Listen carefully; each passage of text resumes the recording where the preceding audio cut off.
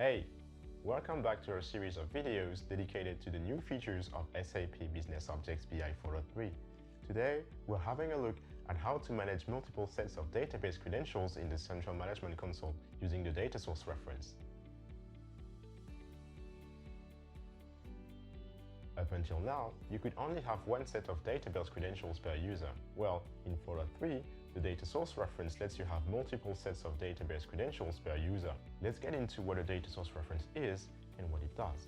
This can be used in the user properties where you define a unique set of credentials per user.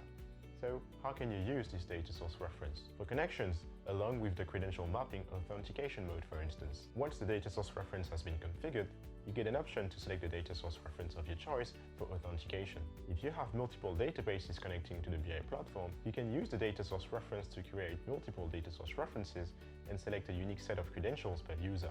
Let's say you've got two data source references available in the BI platform. For example, DSR1 for your sales database and DSR2 for your finance database. In the user properties of user A, we have database credentials defined for each data source reference.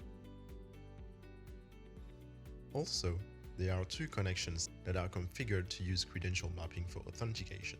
CN1 is an OLAP connection and CN2 is a relational connection. User A wants to refresh a report that requires access to the finance database.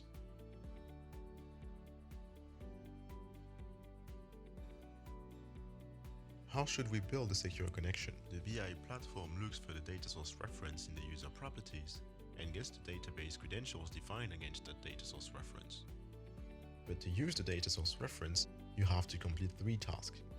First, create a data source reference in the Central Management Console.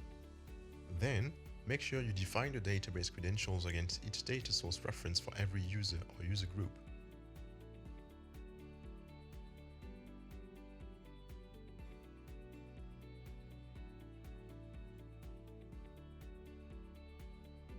Lastly, link the data source reference to the required OLAP connection.